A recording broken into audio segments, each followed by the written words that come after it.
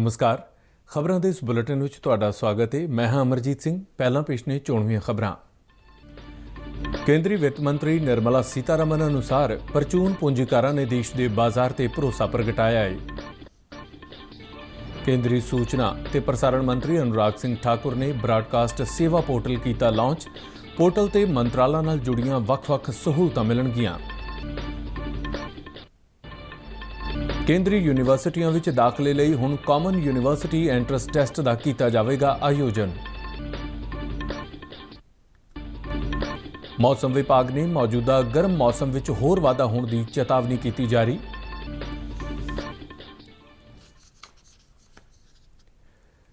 ते हुण खबरां विस्तार नाल। केंद्रीय वित्त मंत्री निर्मला सीतारमन ने कहा है कि परचून पूंजीकारां ने देश के बाजार ते भरोसा प्रगटाया है। लोक सभा में अज एक सवाल के जवाब में उन्होंने कहा कि सिर्फ विदेशी संस्थागत पूंजीकारां ते विदेशी पोर्टफोलियो पूंजीकारां की लिस्ट देख के ही पूंजीकारी का अंदाजा नहीं लगाया जा सकता।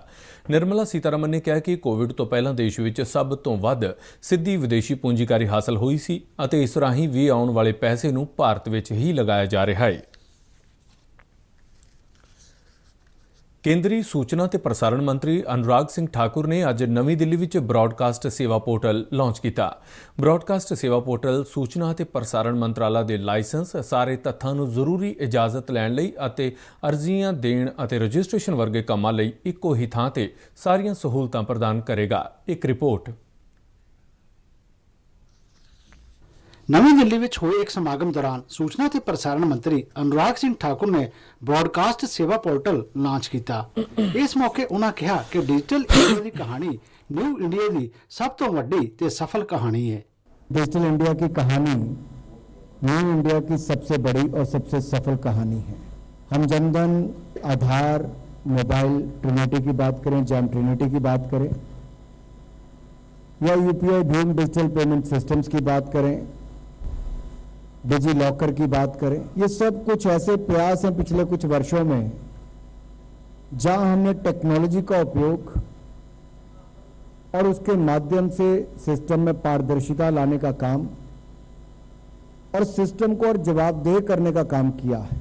अनुराग सिंह ठाकुर ने कहा कि प्रधानमंत्री नरेंद्र मोदी की सोच मुताबिक ही ये ब्रॉडकास्ट सेवा पोर्टल वख-वख सहूलतां देवेगा। जहां तक ईज ऑफ डूइंग बिजनेस की बात है, ये जैसा मैंने पहले कहा, माननीय प्रधानमंत्री जी डिजिटल इंडिया की जो सोच रखते हैं कि डिजिटल इंडिया अम्ब्रेला के अंतर्गत ही ब्रॉडकास्ट सेवा पोर्टल ये सारी सेवाएं सभी स्टेक होल्डर्स को देने जा रहा है, जहां पर प्राइवेट सैटेलाइट टीवी चैनल्स होंगे, टेलीपोर्ट ऑपरेटर्स होंगे, एमएसओस होंगे, कम्युनिटी रेडियो स्टेशन वाले होंगे, प्राइवेट एफएम चैनल वाले होंगे।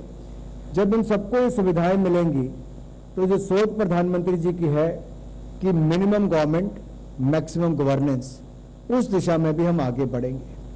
सूचना ते प्रसारण मंत्रालय के सकत्तर अपूर्व चंद्र ने आस प्रगटाई कि हुण ई फाइल नूं तरजीह मिलेगी। जब मैं यहाँ मिनिस्ट्री में आया तो मैंने देखा सबसे मोटी फाइलें जो आती है वो ब्रॉडकास्ट की ही आती है। इतनी मोटी मोटी फाइलें जो कि हमें कमी देखने को मिलती थी मेरी पिछली मिनिस्ट्री में। तो मेरे को अपेक्षा है और मेरे अपने अधिकारियों से यही मेरी गुजारिश रहेगी कि आगे से अब सारा ई फाइल पे आए और ये फाइलों का सिस्टम बंद हो जाए जो मोटी मोटी फाइलें आती है। और जो ब्रॉडकास्टर्स हैं उनको भी ये पता चले कि उनकी एप्लीकेशन कहाँ पर है, कैसे प्रोसेस हो रही है, कहाँ पर पेंडिंग है, और अगर हमारे यहाँ कोई विलम्ब होता है तो वो कम से कम हो और ब्रॉडकास्टर्स को इसकी सुविधा अधिक से अधिक मिले। आगे हमारी अपेक्षा यही है कि जैसे हमारे यहाँ कुछ सिक्योरिटी क्लियरेंस में समय लगता है या टेलीकॉम से WPC में समय लगता है, तो वो भी इसमें दिखाई देगा और उससे हम इंटीग्रेट कर सकेंगे कि कौन सी एप्लीकेशन कब हमने भेजी WPC को, वहाँ कितने दिन से पेंडिंग है, सैक्फा में कितने दिन से पेंडिंग है और हमारे यहाँ कितने दिन रहा। तो इस सब का भी उसमें हम धीरे धीरे इसको थोड़ा प्रगति करते रहेंगे। इस मौके सूचना ते प्रसारण मंत्रालय के संयुक्त सकत्तर विक्रम सहाय अते दूरदर्शन के डायरैक्टर जनरल मयंक अग्रवाल समेत कई होर सीनियर अधिकारी मौजूद सन। ब्यूरो रिपोर्ट, दूरदर्शन समाचार। ਅਮਰੀਕਾ ਸਮੇਤ ਦੁਨੀਆ ਦੇ ਹੋਰ ਮੁੱਖ ਊਰਜਾ ਖਪਤਕਾਰਾਂ ਦੇ ਨਾਲ ਪਿਛਲੇ ਵਰੇ ਨਵੰਬਰ ਵਿੱਚ ਕੀਤੀ ਗਈ ਸਲਾਹ ਮਗਰੋਂ ਕੇਂਦਰ ਸਰਕਾਰ ਆਪਣੇ ਰਣਨੀਤਿਕ ਪੈਟਰੋਲੀਅਮ ਭੰਡਾਰ ਤੋਂ 50 ਲੱਖ ਬੈਰਲ ਕੱਚਾ ਤੇਲ ਜਾਰੀ ਕਰਨ ਤੇ ਰਾਜ਼ੀ ਹੋ ਗਈ ਹੈ। ਪੈਟਰੋਲੀਅਮ ਰਾਜ ਮੰਤਰੀ ਰਾਮੇਸ਼ਵਰ ਤੇਲੀ ਨੇ ਰਾਜ ਸਭਾ ਵਿੱਚ ਅੱਜ ਇੱਕ ਲਿਖਤੀ ਜਵਾਬ ਵਿੱਚ ਇਹ ਜਾਣਕਾਰੀ ਦਿੱਤੀ। ਉਨ੍ਹਾਂ ਦੱਸਿਆ ਕਿ ਬਾਜ਼ਾਰ ਦੀ ਅਸਥਿਰਤਾ ਨੂੰ ਘਟਾਉਣ ਅਤੇ ਕੱਚੇ ਤੇਲ ਦੀਆਂ ਕੀਮਤਾਂ ਵਿੱਚ ਵਾਧੇ ਤੇ ਕੰਟਰੋਲ ਲਈ ਸਰਕਾਰ ਹਰ ਤਰ੍ਹਾਂ ਦੀ ਢੁਕਵੀਂ ਕਾਰਵਾਈ ਕਰਨ ਵਾਸਤੇ ਤਿਆਰ ਹੈ। ਉਨ੍ਹਾਂ ਕਿਹਾ ਕਿ ਭਾਰਤ ਕੱਚਾ ਤੇਲ ਇਰਾਕ, ਸਾਊਦੀ ਅਰਬ, ਸੰਯੁਕਤ ਅਰਬ ਅਮਾਰਾਤ, ਨਾਈਜੀਰੀਆ ਅਤੇ ਅਮਰੀਕਾ ਤੋਂ ਦਰਾਮਦ ਕਰਦਾ ਹੈ। ਉਨ੍ਹਾਂ ਕਿਹਾ ਕਿ ਮਾਲੀ ਵਰ੍ਹੇ 2021-22 ਵਿੱਚ ਜਨਵਰੀ ਤੱਕ ਕੁੱਲ ਕੱਚੇ ਤੇਲ ਦਾ 1% ਤੋਂ ਵੀ ਘੱਟ ਰੂਸ ਤੋਂ ਦਰਾਮਦ ਕੀਤਾ ਗਿਆ। ਕੇਂਦਰ ਸਰਕਾਰ ਨੇ ਕੋਵਿਡ ਨਾਲ ਸੰਬੰਧਿਤ ਦਵਾਈਆਂ ਤੇ ਉਪਕਰਨਾਂ ਤੇ GST ਨੂੰ 12 ਤੋਂ ਘਟਾ ਕੇ 5% ਕਰ ਦਿੱਤਾ ਹੈ। ਵਿੱਤ ਰਾਜ ਮੰਤਰੀ ਪੰਕਜ ਚੌਧਰੀ ਨੇ ਅੱਜ ਲੋਕ ਸਭਾ ਵਿੱਚ ਇਹ ਜਾਣਕਾਰੀ ਦਿੱਤੀ। ਸਿਹਤ ਬੀਮਾ ਕਵਰੇਜ ਵਧਾਉਣ ਬਾਰੇ ਉਨ੍ਹਾਂ ਦੱਸਿਆ ਕਿ ਸਰਕਾਰ ਨੇ ਆਯੁਸ਼ਮਾਨ ਭਾਰਤ ਤਹਿਤ ਵੱਖ-ਵੱਖ ਬੀਮਾ ਯੋਜਨਾਵਾਂ ਸ਼ੁਰੂ ਕੀਤੀਆਂ ਨੇ। ਉਨ੍ਹਾਂ ਕਿਹਾ ਕਿ ਇਸ ਵਿੱਚ 66% ਹਿੱਸਾ ਕੇਂਦਰ ਸਰਕਾਰ ਖਰਚ ਕਰਦੀ ਹੈ। ਪੰਕਜ ਚੌਧਰੀ ਨੇ ਕਿਹਾ ਹੈ ਕਿ GST ਦੀਆਂ ਦਰਾਂ ਅਤੇ ਸਾਰੀਆਂ ਸੇਵਾਵਾਂ ਤੋਂ ਤੇ ਛੋਟ GST ਪਰਿਸ਼ਦ ਵੱਲੋਂ ਤੈਅ ਕੀਤੀ ਜਾਂਦੀ ਹੈ। ਨਵੀਂ ਸਿੱਖਿਆ ਨੀਤੀ 2020 ਮੁਤਾਬਕ ਸਾਲ 2022-23 ਲਈ ਕੇਂਦਰੀ ਯੂਨੀਵਰਸਿਟੀਆਂ ਵਿੱਚ ਦਾਖਲੇ ਲਈ common university entrance test CUET ਦਾ ਆਯੋਜਨ ਕੀਤਾ ਜਾਵੇਗਾ। ਇਸ ਨਾਲ ਵਿਦਿਆਰਥੀਆਂ, ਯੂਨੀਵਰਸਿਟੀਆਂ ਤੇ ਸਮੁੱਚੀ ਸਿੱਖਿਆ ਪ੍ਰਣਾਲੀ ਤੇ ਬੋਝ ਘੱਟ ਕੀਤਾ ਜਾ ਸਕੇਗਾ। ਸਿੱਖਿਆ ਰਾਜ ਮੰਤਰੀ ਡਾਕਟਰ ਸੁਭਾਸ਼ ਸਰਕਾਰ ਨੇ ਅੱਜ ਲੋਕ ਸਭਾ ਵਿੱਚ ਇੱਕ ਲਿਖਤ ਜਵਾਬ ਵਿੱਚ ਇਹ ਜਾਣਕਾਰੀ ਦਿੱਤੀ। ਉਨ੍ਹਾਂ ਕਿਹਾ ਕਿ ਇਸ ਪ੍ਰੀਖਿਆ ਦਾ ਮੰਤਵ ਗ੍ਰੈਜੂਏਟ ਕਲਾਸਾਂ ਲਈ ਵੱਖ-ਵੱਖ ਬੋਰਡ ਦੇ ਵਿਦਿਆਰਥੀਆਂ ਦੇ ਇੱਕੋ ਪੱਧਰ ਤੇ ਮੁਲਾਂਕਣ ਦੇ ਨਾਲ ਬਰਾਬਰ ਦੇ ਮੌਕੇ ਦੇਣਾ ਹੈ। ਡਾਕਟਰ ਸੁਭਾਸ਼ ਸਰਕਾਰ ਨੇ ਕਿਹਾ ਕਿ ਵਿਦਿਆਰਥੀ ਇੱਕੋ ਹੀ ਫਾਰਮ ਤੇ ਇੱਕ ਤੋਂ ਵੱਧ ਯੂਨੀਵਰਸਿਟੀਆਂ ਲਈ ਅਰਜ਼ੀਆਂ ਦੇ ਸਕਦੇ ਨੇ, ਜਿਸ ਨਾਲ ਉਨ੍ਹਾਂ ਤੇ ਆਰਥਿਕ ਬੋਝ ਘਟੇਗਾ ਤੇ ਮੌਕਿਆਂ ਵਿੱਚ ਵੀ ਵਾਧਾ ਹੋਵੇਗਾ। ਪੰਜਾਬ ਦੇ ਮੁੱਖ ਮੰਤਰੀ ਭਗਵੰਤ ਮਾਨ ਨੇ ਡਿਪਟੀ ਕਮਿਸ਼ਨਰਾਂ ਨੂੰ ਸੂਬੇ ਵਿੱਚ ਖਾਸ ਤੌਰ ਤੇ ਪਿੰਡਾਂ ਵਿੱਚ ਜਾ ਕੇ ਲਗਾਤਾਰ ਜਨਤਕ ਮਿਲਣੀਆਂ ਦੇ ਹੁਕਮ ਦਿੱਤੇ ਨੇ। ਚੰਡੀਗੜ੍ਹ ਸਥਿਤ ਪੰਜਾਬ ਭਵਨ ਵਿੱਚ ਅੱਜ ਡਿਪਟੀ ਕਮਿਸ਼ਨਰਾਂ ਨਾਲ ਇੱਕ ਮੀਟਿੰਗ ਦੀ ਪ੍ਰਧਾਨਗੀ ਕਰਦਿਆਂ ਉਨ੍ਹਾਂ ਕਿਹਾ ਕਿ ਇਸ ਨਾਲ ਲੋਕਾਂ ਦੀ ਤਸੱਲੀ ਮੁਤਾਬਕ ਉਨ੍ਹਾਂ ਦੀਆਂ ਸਮੱਸਿਆਵਾਂ ਨੂੰ ਮੌਕੇ ਤੇ ਹੀ ਸੁਲਝਾਉਣਾ ਯਕੀਨੀ ਬਣਾਇਆ ਜਾ ਸਕੇਗਾ। ਉਨ੍ਹਾਂ ਕਿਹਾ ਕਿ ਡਿਪਟੀ ਕਮਿਸ਼ਨਰ ਆਪਣੇ ਅਧਿਕਾਰੀਆਂ ਦੀ ਟੀਮ ਨਾਲ ਵਿਸ਼ੇਸ਼ ਕੈਂਪ ਲਾਉਣ। ਉਨ੍ਹਾਂ ਕਣਕ ਦੀ ਚੱਲ ਰਹੀ ਖਰੀਦ ਦੀ ਸਥਿਤੀ ਦਾ ਜਾਇਜ਼ਾ ਵੀ ਲਿਆ ਤੇ DGP ਨੂੰ ਗੁਆਂਢੀ ਸੂਬਿਆਂ ਤੋਂ ਪੰਜਾਬ ਵਿੱਚ ਕਣਕ ਦੀ ਗੈਰ ਕਾਨੂੰਨੀ ਢੁਆਈ ਰੋਕਣ ਲਈ 24 ਘੰਟੇ ਚੌਕਸੀ ਤੇਜ਼ ਕਰਨ ਲਈ ਆਖਿਆ। ਇਸ ਮੌਕੇ DGP ਨੇ ਦੱਸਿਆ ਕਿ ਕਣਕ ਦੀ ਗੈਰ ਕਾਨੂੰਨੀ ਢੁਆਈ ਰੋਕਣ ਲਈ ਸੂਬਾ ਪੁਲਿਸ ਨੇ 132 ਨਾਕੇ ਲਾਏ ਨੇ। ਇਹਨਾਂ ਵਿੱਚੋਂ 86 ਅੰਤਰਰਾਜੀ ਅਤੇ 46 ਨਾਕੇ ਸੂਬੇ ਦੇ ਅੰਦਰ ਲਾਏ ਗਏ ਨੇ। ਖੁਰਾਕ ਤੇ ਸਿਵਲ ਸਪਲਾਈ ਮਹਿਕਮੇ ਦੇ ਸਕੱਤਰ ਗੁਰਕੀਰਤ ਕਿਰਪਾਲ ਸਿੰਘ ਨੇ ਦੱਸਿਆ ਕਿ ਮਹਿਕਮੇ ਨੇ 135 ਲੱਖ ਮੀਟ੍ਰਿਕ ਟਨ ਕਣਕ ਖਰੀਦਣ ਲਈ ਪੁਖਤਾ ਪ੍ਰਬੰਧ ਕੀਤੇ ਨੇ। ਲੁਧਿਆਣਾ ਤੋਂ ਕਾਂਗਰਸ ਦੇ ਸਾਂਸਦ ਰਵਨੀਤ ਸਿੰਘ ਬਿੱਟੂ ਨੇ ਅੱਜ ਪ੍ਰਧਾਨ ਮੰਤਰੀ ਨਰਿੰਦਰ ਮੋਦੀ ਨਾਲ ਮੁਲਾਕਾਤ ਕੀਤੀ। ਇਸ ਮੁਲਾਕਾਤ ਬਾਰੇ ਟਵੀਟ ਕਰਦਿਆਂ ਉਨ੍ਹਾਂ ਕਿਹਾ ਕਿ ਪ੍ਰਧਾਨ ਮੰਤਰੀ ਨਾਲ ਪੰਜਾਬ ਦੇ ਮੁੱਦਿਆਂ ਨੂੰ ਲੈ ਕੇ ਚਰਚਾ ਕੀਤੀ ਗਈ। ਗੁਰਦਾਸਪੁਰ ਦੇ ਕੁੜੀਆਂ ਦੇ ਪੰਡਿਤ ਮੋਹਨ ਲਾਲ SD ਕਾਲਜ ਨੇ ਆਪਣੇ 25 ਵਰ੍ਹੇ ਪੂਰੇ ਹੋਣ ਤੇ ਅੱਜ ਸਿਲਵਰ ਜੁਬਲੀ ਮਨਾਈ। ਇਸ ਮੌਕੇ ਹੋਈ ਇੱਕ ਸਮਾਗਮ ਵਿੱਚ ਪਦਮ ਸ਼੍ਰੀ ਡਾਕਟਰ ਪ੍ਰੋਫੈਸਰ ਹਰਮੋਹਿੰਦਰ ਸਿੰਘ ਬੇਦੀ ਨੇ ਤਕਰੀਬਨ 400 ਵਿਦਿਆਰਥੀਆਂ ਨੂੰ ਡਿਗਰੀਆਂ ਵੰਡੀਆਂ। ਆਪਣੇ ਸੰਬੋਧਨ ਵਿੱਚ ਪਦਮ ਸ਼੍ਰੀ ਡਾਕਟਰ ਬੇਦੀ ਨੇ ਕਿਹਾ ਕਿ ਇਹ ਗੁਰਦਾਸਪੁਰ ਵਿੱਚ ਇਕਲੌਤਾ ਕਾਲਜ ਹੈ ਜਿਹੜਾ ਕੁੜੀਆਂ ਦੀ ਵਿੱਦਿਆ ਵਿੱਚ ਬਹੁਤ ਵੱਡੀ ਭੂਮਿਕਾ ਨਿਭਾ ਰਿਹਾ ਹੈ। ਉਨ੍ਹਾਂ ਕਿਹਾ ਕਿ ਮਰਹੂਮ ਪੰਡਿਤ ਮੋਹਨ ਲਾਲ ਵੱਲੋਂ ਕੁੜੀਆਂ ਦੀ ਉਚੇਰੀ ਸਿੱਖਿਆ ਲਈ ਦੇਖਿਆ ਗਿਆ ਸੁਪਨਾ ਇਸ ਕਾਲਜ ਦੇ ਜ਼ਰੀਏ ਪੂਰਾ ਹੋ ਰਿਹਾ ਹੈ।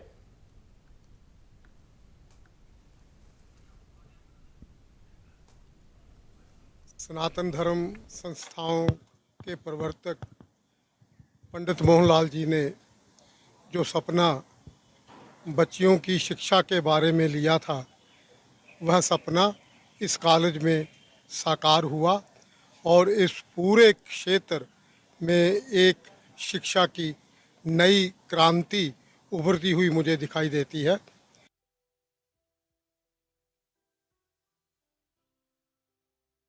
ਹਾਸਲ ਕਰਨ ਵਾਲੀਆਂ ਵਿਦਿਆਰਥਣਾਂ ਨੂੰ ਸ਼ੁਭ ਕਾਮਨਾਵਾਂ ਦਿੰਦਿਆਂ ਆਸ ਪ੍ਰਗਟਾਈ ਕਿ ਇਹ ਹੁਣ ਵਿਦਿਆਰਥਣਾਂ ਵੱਖ-ਵੱਖ ਖੇਤਰਾਂ ਵਿੱਚ ਸੇਵਾਵਾਂ ਦੇ ਕੇ ਕਾਲਜ ਆਪਣੇ ਮਾਂ-ਬਾਪ ਅਤੇ ਦੇਸ਼ ਦਾ ਨਾਂ ਰੌਸ਼ਨ ਕਰਨਗੀਆਂ।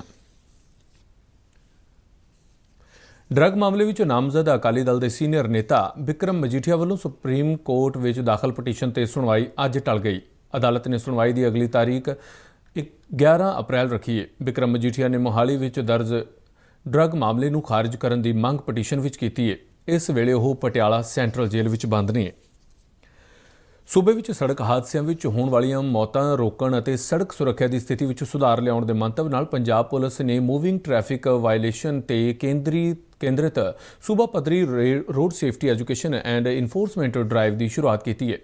ਮੂਵਿੰਗ ਟ੍ਰੈਫਿਕ ਵਾਇਲੇਸ਼ਨ ਵਿੱਚ ਨਸ਼ਾ ਕਰਕੇ ਗੱਡੀ ਚਲਾਉਣਾ, ਹੈਲਮਟ ਨਾ ਪਾਉਣਾ ਜਾਂ ਸੀਟ ਬੈਲਟ ਨਾ ਲਗਾਉਣਾ, ਤੇਜ਼ ਰਫ਼ਤਾਰ ਹਾਈ ਬੀਮ ਗੱਡੀ ਚਲਾਉਂਦੇ ਸਮੇਂ ਮੋਬਾਈਲ ਫੋਨ ਦੀ ਵਰਤੋਂ ਕਰਨਾ ਅਤੇ ਟ੍ਰੈਫਿਕ ਸਿਗਨਲ ਤੋੜਨਾ ਸ਼ਾਮਲ ਨੇ। ਡਾਇਰੈਕਟਰ ਜਨਰਲ ਪੁਲਿਸ VK ਭਾਵਰਾ ਨੇ ਦੱਸਿਆ ਕਿ ਇਨਫੋਰਸਮੈਂਟ ਰਣਨੀਤੀ ਪਿਛਲੇ ਸਾਲ ਦੇ ਰੁਝਾਨਾਂ ਅਤੇ ਸੜਕ ਹਾਦਸਿਆਂ ਦੇ ਕਾਰਨਾਂ ਦੇ ਆਧਾਰ ਤੇ ਵਿਉਂਤਬੰਦ ਕੀਤੀ ਗਈ ਹੈ। ਉਹਨਾਂ ਕਿਹਾ ਕਿ ਵੱਖ-ਵੱਖ ਸੜਕ ਹਾਦਸਿਆਂ ਵਿੱਚ ਰੋਜ਼ਾਨਾ ਔਸਤਨ 11 ਤੋਂ 12 ਕੀਮਤੀ ਜਾਨਾਂ ਜਾਂਦੀਆਂ ਨੇ, ਜਿਨ੍ਹਾਂ ਵਿੱਚੋਂ ਜ਼ਿਆਦਾਤਰ ਨੂੰ ਟ੍ਰੈਫਿਕ ਨਿਯਮਾਂ ਦੀ ਉਲੰਘਣਾ ਤੇ ਧਿਆਨ ਕੇਂਦਰਿਤ ਕਰਕੇ ਰੋਕਿਆ ਜਾ ਸਕਦਾ ਹੈ ਜਾਂ ਇਹਨਾਂ ਹਾਦਸਿਆਂ ਦੀ ਗੰਭੀਰਤਾ ਨੂੰ ਘਟਾਇਆ ਜਾ ਸਕਦਾ ਹੈ। DGP ਨੇ ਕਿਹਾ ਹੈ ਕਿ ਜ਼ਿਆਦਾਤਰ ਸੜਕ ਹਾਦਸੇ ਅੱਧੀ ਰਾਤ ਨੂੰ ਹੁੰਦੇ ਨੇ ਅਤੇ ਇਸ ਲਈ ਐਡਵਾਂਸਡ ਟ੍ਰੈਫਿਕ ਮੈਨੇਜਮੈਂਟ ਟੈਕਨੋਲੋਜੀ ਦੀ ਵਰਤੋਂ ਕਰਨ ਦੇ ਨਾਲ-ਨਾਲ ਟ੍ਰੈਫਿਕ ਪੁਲਿਸ ਮੁਲਾਜ਼ਮਾਂ ਦੀ ਗਿਣਤੀ ਵੀ ਵਧਾਈ ਜਾ ਰਹੀ ਹੈ। ETT ਅਧਿਆਪਕਾਂ ਨੇ ਆਪਣਾ ਡੈਪੂਟੇਸ਼ਨ ਰੱਦ ਕਰਾਉਣ ਦੀ ਮੰਗ ਨੂੰ ਲੈ ਕੇ ਪੰਜਾਬ ਦੇ ਸਿੱਖਿਆ ਮੰਤਰੀ ਗੁਰਮੀਤ ਸਿੰਘ ਮੀਤ-ਹੇਰ ਦੀ ਬਰਨਾਲਾ ਸਥਿਤ ਰਿਹਾਇਸ਼ ਨੇੜੇ ਆਪਣਾ ਧਰਨਾ ਅੱਜ ਦੂਜੇ ਦਿਨ ਵੀ ਜਾਰੀ ਰੱਖਿਆ। ਅਧਿਆਪਕਾਂ ਤੇ ਪਰਚਾ ਦਰਜ ਕਰਨ ਦੀ ਪ੍ਰਸ਼ਾਸਨ ਵੱਲੋਂ ਮਿਲੀ ਕਥਿਤ ਚੇਤਾਵਨੀ ਤੇ ਅਧਿਆਪਕ ਭੜਕ ਗਏ ਅਤੇ ਮੰਤਰੀ ਖਿਲਾਫ ਨਾਅਰੇਬਾਜ਼ੀ ਕੀਤੀ। ਸ਼੍ਰੋਮਣੀ ਗੁਰਦੁਆਰਾ ਪ੍ਰਬੰਧਕ ਕਮੇਟੀ ਨੇ ਪੰਜਾਬੀ ਯੂਨੀਵਰਸਿਟੀ ਪਟਿਆਲਾ ਵੱਲੋਂ ਪੰਜਾਬ ਇਤਿਹਾਸ ਅਧਿਐਨ ਵਿਭਾਗ ਅਤੇ ਇਤਿਹਾਸ ਵਿਭਾਗ ਦਾ ਰਲੇਵਾਂ ਕਰਨ ਤੇ ਸਖਤ ਇਤਰਾਜ਼ ਕੀਤਾ ਹੈ। ਕਮੇਟੀ ਦੇ ਪ੍ਰਧਾਨ ਹਰਜਿੰਦਰ ਸਿੰਘ ਧਾਮੀ ਨੇ ਯੂਨੀਵਰਸਿਟੀ ਨੂੰ ਆਪਣੇ ਫੈਸਲੇ ਤੇ ਮੁੜ ਵਿਚਾਰ ਕਰਨ ਦੀ ਅਪੀਲ ਕੀਤੀ ਹੈ। ਉਹਨਾਂ ਕਿਹਾ ਕਿ ਦੋਹਾਂ ਵਿਭਾਗਾਂ ਨੂੰ ਇੱਕ ਕਰਨ ਦਾ ਫੈਸਲਾ ਤਰਕਸੰਗਤ ਨਹੀਂ ਹੈ ਅਤੇ ਇਸ ਨਾਲ ਖੋਜਾਂ ਦੀਆਂ ਸੰਭਾਵਨਾਵਾਂ ਸੀਮਤ ਹੋ ਜਾਣਗੀਆਂ। ਗੁਰਦਾਸਪੁਰ ਜ਼ਿਲ੍ਹੇ ਦੇ ਕਾਨੂੰਨ ਬਲਾਕ ਦੇ ਪਿੰਡ ਫੁੱਲੜਾਂ ਵਿੱਚ ਜ਼ਮੀਨੀ ਵਿਵਾਦ ਨੂੰ ਲੈ ਕੇ ਅੱਜ ਸਵੇਰੇ ਹੋਈ ਗੋਲੀਬਾਰੀ ਦੌਰਾਨ 4 ਵਿਅਕਤੀਆਂ ਦੀ ਮੌਤ ਹੋ ਗਈ। ਇਹਨਾਂ ਵਿੱਚ ਪਿੰਡ ਦੇ ਕਾਂਗਰਸੀ ਸਰਪੰਚ ਦਾ ਪਤੀ ਵੀ ਸ਼ਾਮਲ ਹੈ। ਇਹ ਪਿੰਡ ਭੈਣੀ ਮੀਆਂ ਖਾਨ ਥਾਣੇ ਤਹਿਤ ਪੈਂਦਾ ਹੈ।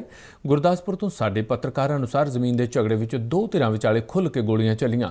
ਦੱਸਿਆ ਜਾਂਦਾ ਹੈ ਕਿ ਪਿੰਡ ਫੁੱਲੜਾਂ ਦੇ ਵਸਨੀਕ ਸੁਖਰਾਜ ਸਿੰਘ ਨੇ ਆਪਣੇ 2 ਸਾਥੀਆਂ ਨਾਲ ਬਿਆਸ ਕੰਢੇ ਲੱਗਦੀ ਆਪਣੀ ਜ਼ਮੀਨ ਦੀ ਦੇਖ-ਰੇਖ ਲਈ ਗਿਆ ਸੀ, ਜਦੋਂ ਨਿਰਮਲ ਸਿੰਘ ਨਾਂ ਦੇ ਇੱਕ ਵਿਅਕਤੀ ਨੇ ਆਪਣੇ ਸਾਥੀਆਂ ਸਮੇਤ ਉਹਨਾਂ ਤੇ ਗੋਲੀਆਂ ਚਲਾਈਆਂ, ਜਿਸ ਮਗਰੋਂ ਦੋਹਾਂ ਪਾਸਿਓਂ ਫਾਇਰਿੰਗ ਹੋਈ। ਫਾਇਰਿੰਗ ਦੀ ਸੂਚਨਾ ਮਿਲਦਿਆਂ ਹੀ ਸੀਨੀਅਰ ਪੁਲਿਸ ਅਧਿਕਾਰੀ ਮੌਕੇ ਤੇ ਪੁੱਜੇ ਅਤੇ ਮਾਮਲੇ ਦੀ ਪੜਤਾਲ ਸ਼ੁਰੂ ਕੀਤੀ। ਭਾਰਤ ਵੱਲੋਂ 27 ਮਾਰਚ ਤੋਂ ਅੰਤਰਰਾਸ਼ਟਰੀ ਉਡਾਣਾਂ ਮੁੜ ਸ਼ੁਰੂ ਕਰਨ ਅਤੇ ਅਸਥਾਈ 에ਅਰ ਬਬਲ ਸਮਝੌਤਿਆਂ ਨੂੰ ਰੱਦ ਕਰਨ ਦੇ ਐਲਾਨ ਨਾਲ ਕਤਰ ਨੇ ਅੰਮ੍ਰਿਤਸਰ ਲਈ ਆਪਣੀ ਹਵਾਈ ਸੇਵਾ 1 ਅਪ੍ਰੈਲ ਤੋਂ ਮੁੜ ਸ਼ੁਰੂ ਕਰ ਦਿੱਤੀ ਹੈ। ਕੋਵਿਡ ਦੌਰਾਨ ਕਤਰ 에ਅਰ ਬਬਲ ਸਮਝੌਤਿਆਂ ਤਹਿਤ 3 ਹਫ਼ਤਾਵਾਰੀ ਉਡਾਣਾਂ ਦਾ ਸੰਚਾਲਨ ਕਰ ਰਹੀ ਸੀ, ਪਰ ਅਚਾਨਕ ਇਹ ਉਡਾਣਾਂ ਪਿਛਲੇ ਸਾਲ 18 ਦਸੰਬਰ ਤੋਂ ਮੁਅੱਤਲ ਕਰ ਦਿੱਤੀਆਂ ਗਈਆਂ ਸਨ। ਫਲਾਈ ਅੰਮ੍ਰਿਤਸਰ ਇਨੀਸ਼ੀਏਟਿਵ ਨੇ ਅੰਮ੍ਰਿਤਸਰ ਅਤੇ ਦੋਹਾ ਵਿਚਕਾਰ ਰੋਜ਼ਾਨਾ ਸਿੱਧੀਆਂ ਉਡਾਣਾਂ ਮੁੜ ਤੋਂ ਸ਼ੁਰੂ ਕਰਨ ਦਾ ਸਵਾਗਤ ਕੀਤਾ ਹੈ। ਕੇਂਦਰੀ ਸੂਖਮ, ਲਘੂ ਅਤੇ ਮੱਧਮ ਉਦਮ ਮੰਤਰਾਲਾ MSME ਵੱਲੋਂ ਵੱਖ-ਵੱਖ ਸਨਅਤਾਂ ਬਾਰੇ ਲੋਕਾਂ ਨੂੰ ਜਾਗਰੂਕ ਕਰਨ ਲਈ ਕਈ ਪੱਧਰਾਂ ਤੇ ਵਿਸ਼ੇਸ਼ ਮੁਹਿੰਮ ਸ਼ੁਰੂ ਕੀਤੀ ਗਈ ਹੈ। ਛੋਟੀਆਂ ਸਨਅਤਾਂ ਬਾਰੇ ਸੰਸਥਾ ਲਘੂ ਉਦਯੋਗ ਭਾਰਤੀ ਦੇ ਸੂਬਾ ਮੀਤ ਪ੍ਰਧਾਨ ਵਿਕਰਾਂਤ ਸ਼ਰਮਾ ਨੇ ਦੱਸਿਆ ਕਿ ਇਸ ਮੁਹਿੰਮ ਤਹਿਤ ਕੌਮੀ MSME ਐਵਾਰਡ ਯੋਜਨਾ ਲਈ ਛੋਟੀਆਂ ਸਨਅਤਾਂ ਤੋਂ ਆਨਲਾਈਨ ਅਰਜ਼ੀਆਂ 20 ਅਪ੍ਰੈਲ ਤੱਕ ਮੰਗੀਆਂ ਗਈਆਂ ਨੇ। ਉਹਨਾਂ ਕਿਹਾ ਕਿ ਸੰਸਥਾ ਦੇ ਕੌਮੀ ਮੀਤ ਪ੍ਰਧਾਨ ਐਡਵੋਕੇਟ ਅਰਵਿੰਦ ਧੂਮਲ ਨੂੰ ਇਸ ਐਵਾਰਡਾਂ ਸੰਬੰਧੀ ਬਣਾਈ ਗਈ ਕਮੇਟੀ ਵਿੱਚ ਸ਼ਾਮਲ ਕੀਤਾ ਗਿਆ ਹੈ। ਕਣਕ ਦੀ ਖਰੀਦ ਸੰਬੰਧੀ ਮਾਮਲਿਆਂ ਦੇ ਨਿਪਟਾਰੇ ਲਈ ਮੰਡੀ ਬੋਰਡ ਨੇ ਮੋਹਾਲੀ ਸਥਿਤ ਆਪਣੇ ਹੈੱਡਕੁਆਰਟਰ ਵਿਖੇ ਇੱਕ ਕੰਟਰੋਲ ਰੂਮ ਸਥਾਪਿਤ ਕੀਤਾ ਹੈ। ਇੱਕ ਸਰਕਾਰੀ ਬੁਲਾਰੇ ਨੇ ਦੱਸਿਆ ਕਿ ਬੋਰਡ ਨੇ ਕਿਸਾਨਾਂ ਤੇ ਆੜ੍ਹਤੀਆਂ ਦੀਆਂ ਸਮੱਸਿਆਵਾਂ ਤੁਰੰਤ ਸੁਲਝਾਉਣ ਲਈ ਸੰਪਰਕ ਨੰਬਰ ਵੀ ਜਾਰੀ ਕੀਤੇ ਨੇ। ਇਸ ਕੰਟਰੋਲ ਰੂਮ ਵਿੱਚ ਫੂਡ ਤੇ ਸਿਵਲ ਸਪਲਾਈ ਮਹਿਕਮੇ ਦੇ ਮੁਲਾਜ਼ਮ ਸਵੇਰੇ 8 ਵਜੇ ਤੋਂ ਰਾਤ 8 ਵਜੇ ਤੱਕ ਹਾਜ਼ਰ ਰਹਿਣਗੇ। 68ਵੀਂ inter services hockey championship Indian army red ਨੇ ਜਿੱਤ ਲਈ ਹੈ। ਜਲੰਧਰ ਛਾਉਣੀ ਦੇ astroturf hockey ground Katoch stadium ਵਿੱਚ ਅੱਜ ਖੇਡੇ ਗਏ ਫਾਈਨਲ ਮੁਕਾਬਲੇ ਵਿੱਚ ਜੇਤੂ ਟੀਮ ਨੇ ਇੰਡੀਅਨ ਨੇਵੀ ਦੀ ਟੀਮ ਨੂੰ 4-3 ਦੇ ਫਰਕ ਨਾਲ ਹਰਾਇਆ। ਵਜਰਾ ਕੋਰ ਦੇ chief of staff major general Sanjay Maini ਨੇ ਜੇਤੂਆਂ ਨੂੰ ਪੁਰਸਕਾਰ ਦਿੱਤੇ। ਦੇਸ਼ ਦੇ ਕਈ ਹੋਰਨਾਂ ਸੂਬਿਆਂ ਵਾਂਗ ਪੰਜਾਬ ਵਿੱਚ ਵੀ ਗਰਮੀ ਦਾ ਕਹਿਰ ਲਗਾਤਾਰ ਵਧ ਰਿਹਾ ਹੈ। ਸਵੇਰ ਤੋਂ ਹੀ ਵੱਧਦਾ ਤਾਪਮਾਨ ਲੋਕਾਂ ਲਈ ਪਰੇਸ਼ਾਨੀ ਦਾ ਕਾਰਨ ਬਣ ਰਿਹਾ ਹੈ। ਮੌਸਮ ਵਿਭਾਗ ਨੇ ਮੌਜੂਦਾ ਗਰਮ ਮੌਸਮ ਵਿੱਚ ਹੋਰ ਵਾਧਾ ਹੋਣ ਦੀ ਚੇਤਾਵਨੀ ਜਾਰੀ ਕੀਤੀ ਹੈ। ਆਉਂਦੇ ਕੁਝ ਦਿਨਾਂ ਵਿੱਚ ਸੂਬੇ ਦੇ ਤਕਰੀਬਨ ਜ਼ਿਆਦਾਤਰ ਇਲਾਕਿਆਂ ਵਿੱਚ ਜ਼ਿਆਦਾ ਤੋਂ ਬਹੁਤ ਜ਼ਿਆਦਾ ਗਰਮੀ ਦੀ ਲਹਿਰ ਦੇਖਣ ਨੂੰ ਮਿਲ ਸਕਦੀ ਹੈ। ਖਬਰਾਂ ਦੇ ਬੁਲੇਟਿਨ ਸਾਡੇ ਦਰਸ਼ਕ RNU DDK ਜਲੰਧਰ ਦੇ YouTube ਚੈਨਲ, ਫੇਸਬੁੱਕ ਪੇਜ ਅਤੇ ਟਵਿੱਟਰ ਹੈਂਡਲ ਤੇ ਵੀ ਦੇਖ ਸਕਦੇ ਨੇ। ਬੁਲੇਟਿਨ ਦੇ ਆਖਰ ਵਿੱਚ ਚੋਣਵੀਆਂ ਖਬਰਾਂ ਇੱਕ ਵਾਰ ਫਿਰ ਤੋਂ। ਕੇਂਦਰੀ ਵਿੱਤ ਮੰਤਰੀ ਨਿਰਮਲਾ ਸੀਤਾਰਮਨ ਅਨੁਸਾਰ ਪਰਚੂਨ ਪੂੰਜੀਕਾਰਾਂ ਨੇ ਦੇਸ਼ ਦੇ ਬਾਜ਼ਾਰ ਤੇ ਭਰੋਸਾ ਪ੍ਰਗਟਾਇਆ ਹੈ। ਕੇਂਦਰੀ ਸੂਚਨਾ ਤੇ ਪ੍ਰਸਾਰਣ ਮੰਤਰੀ ਅਨੁਰਾਗ ਸਿੰਘ ਠਾਕੁਰ ਨੇ ਬ੍ਰਾਡਕਾਸਟ ਸੇਵਾ ਪੋਰਟਲ ਕੀਤਾ ਲਾਂਚ। ਪੋਰਟਲ ਤੇ ਮੰਤਰਾਲਾ ਨਾਲ ਜੁੜੀਆਂ ਵੱਖ-ਵੱਖ ਸਹੂਲਤਾਂ ਮਿਲਣਗੀਆਂ।